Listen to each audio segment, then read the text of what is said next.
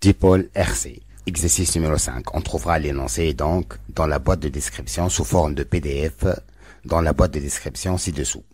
On dispose le matériel suivant. Un générateur de courant d'intensité I égale à 0,5 mA, un générateur de tension de FEM E égale à 5 volts, un générateur de basse fréquence délivrant une tension créneau E égale à 5 volts 0 de période T, un résisteur de résistance R égale à 10 ohms, un condensateur de capacité C, un oscilloscope bicourbe, un voltmètre, un interrupteur, un chronomètre, des fils de connexion.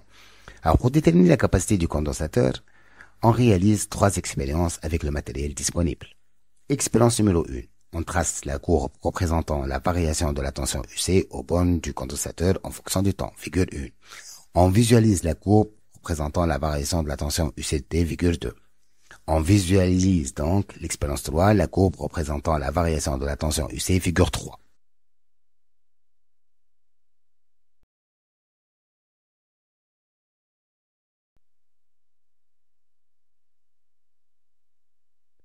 Premièrement, petit a, faisait le matériel utilisé pour chaque expérience. Petit b, donnez le schéma du circuit utilisé pour chaque expérience. Deuxièmement, on utilise l'expérience numéro 1. Petit a, déterminer graphiquement l'expression de UC de T. Petit b, déterminer théoriquement l'expression de UC de T en fonction de C, I et T. Petit c, on déduire la valeur de la capacité C du condensateur. Troisièmement, on utilise l'expérience numéro 2. Petit a, établir l'équation différentielle en fonction de UC au cours de la charge du condensateur. Petit b, déterminer l'expression de la constante du temps tau pour que l'équation différentielle précédente admette comme solution UCT égale à E facteur de 1 moins exponentielle montée sur tau, prise en le justifiant l'unité et la signification physique de tau. Petit e, déterminer l'expression de UC de T à T égale à tau. Petit d, déterminer alors la constante de temps graphiquement et déduire la capacité C du condensateur.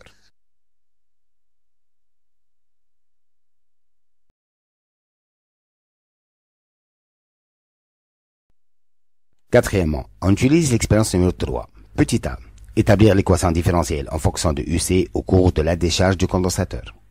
Petit b, vérifier que UC égale à E exponentielle montée sur tau est une solution de l'équation différentielle.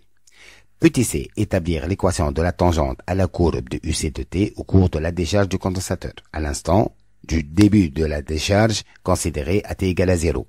Déduire les coordonnées du point d'intersection de cette tangente avec l'axe des abscisses. Petit d, déterminer alors la constante du temps graphiquement et déduire la capacité C du condensateur. E, déterminer la période T de la tension créneau délivrée par le générateur basse fréquence.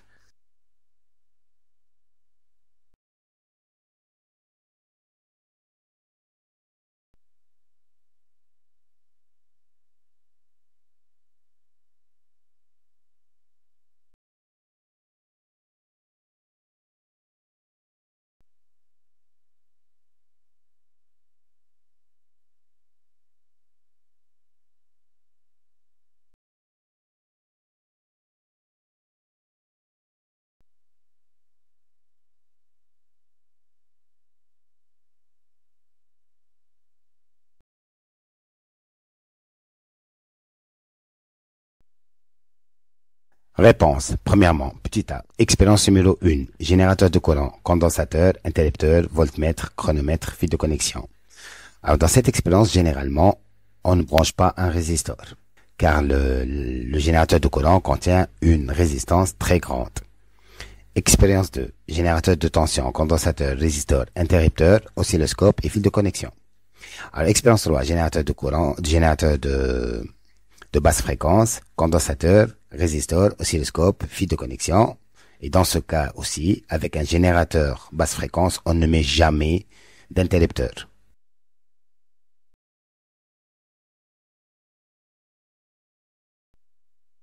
Alors, petit b. Donc, on a les schémas suivants. Donc, un générateur de courant, le chronomètre, interrupteur, condensateur, fil de connexion et le voltmètre. Expérience 2, donc le résisteur, donc le générateur de tension, le condensateur, l'interrupteur et l'oscilloscope, représentés sous forme de branchement dans cette figure.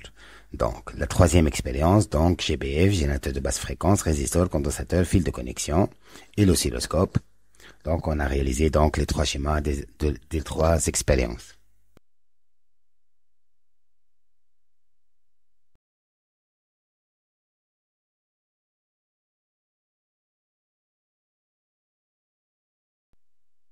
Deuxièmement, petit a. UC de t est une fonction linéaire d'équation UC égale à k fois t, où k est la pente de la droite, d'où k égale à U2 moins U1 sur T2 moins T1. Application numérique, ça donne k égale à 10 moins 0 sur 40 moins 0, ça fait 0,25. Et ainsi, on peut écrire UC égale à 0,25 T. Petit b, on a UC égale à Q sur C. Le générateur de courant A pour intensité I égale à Q sur T, d'où Q égale à I fois T. Et ainsi, UC égale à I fois T sur C. Alors, petit c, par identification, on a donc 0,25 égale à I sur C. Et par suite, C égale à I sur 0,25. Ça fait 50 10 moins 3 sur 0,25, ça fait 2 10 moins 3 farad. Autrement dit, 2 millifarad.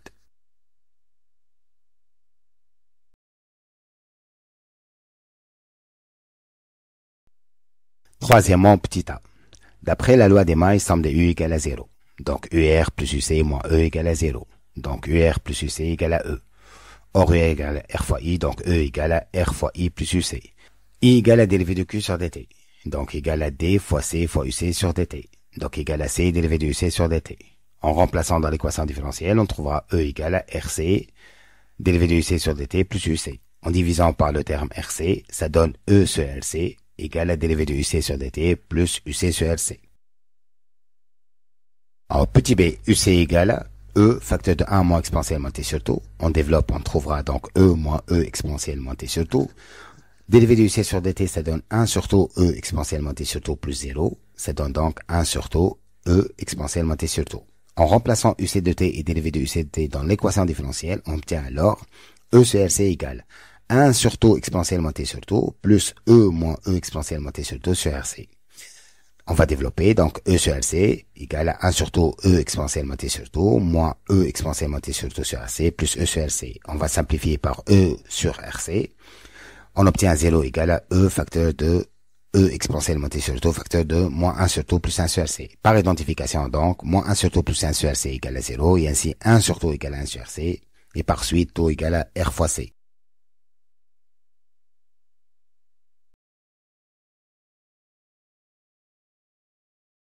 Alors, pour déterminer donc l'unité, on a U égale à R fois I, donc R égale à U sur I. U en volts, I en ampères, ça fait volt ampère moins 1.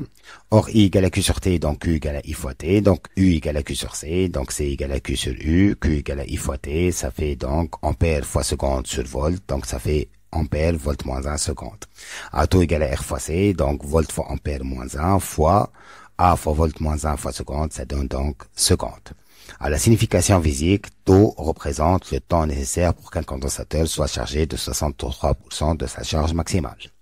Alors, petit c, on a UC de t égale à E fois 1 moins exponentiellement t sur taux. Donc, UC de taux égale à E facteur de 1 moins exponentiellement t sur taux. Ça fait donc, on va simplifier par taux. Ça fait donc E facteur de 1 moins exponentielle moins 1. Exponentielle moins 1, 0,37. Ça fait donc E fois 1 moins 0,37. Ça fait donc E fois 0,63.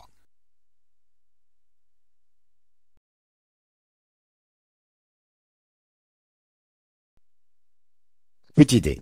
Pour t égale à taux, on a UC de taux égale à 0,63 fois E, donc égale à 3,15 volts. D'après le graphe, UC égale à 3,15 volts, on a taux égale à 2,2 secondes. Or, taux égale à R fois C, donc C égale à taux sur R. 2,2 sur 10, ça fait 2,3 farad. Alors, quatrièmement, on trace donc le circuit avec un sens d'orientation sens positif. Donc, petit a, d'après la loi de Maille, somme de U égale à 0, UR plus UC égale à 0. Or, UR égale à R fois I, donc 0 égale à R fois I plus UC. Or, I égale à dérivé de Q sur dt, C fois dérivé de UC sur dt. Donc, on obtient 0 égale à RC fois dérivé de UC sur dt plus UC. En divisant par RC, ça donne donc 0 égale à dérivé de UC sur dt plus UC sur RC.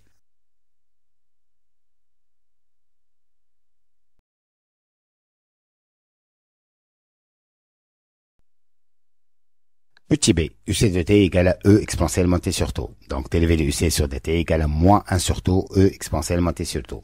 En remplaçant UC de t et dérivé de UC de t dans l'équation différentielle, on obtient alors 0 égale à moins 1 sur taux exponentiellement t sur taux plus E exponentiellement t sur taux sur RC. Donc, 0 égale à, en factorisant par E exponentiellement t sur taux, ça donne facteur de moins 1 sur taux plus 1 sur RC. Donc, moins 1 sur taux, ça fait moins 1 sur RC. Moins 1 sur RC plus 1 sur RC, ça fait 0. 0 fois exponentiellement t sur taux égale à 0. Donc, UC de t égale à E exponentielle montée sur T est une solution de l'équation différentielle.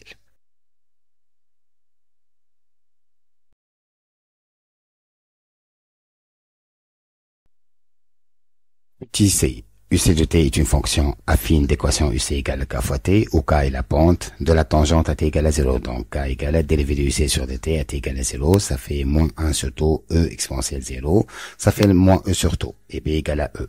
D'où UC égale à moins E sur taux fois t plus E. L'asymptote horizontale a pour équation UC égale à 0. Le point d'intersection entre la tangente à la courbe à t égale à 0 et l'asymptote horizontale est moins E sur taux fois t plus E égale à 0, donc t égale à taux, en simplifiant par E, et ainsi donc le point d'intersection a pour abscisse taux est de donner 0.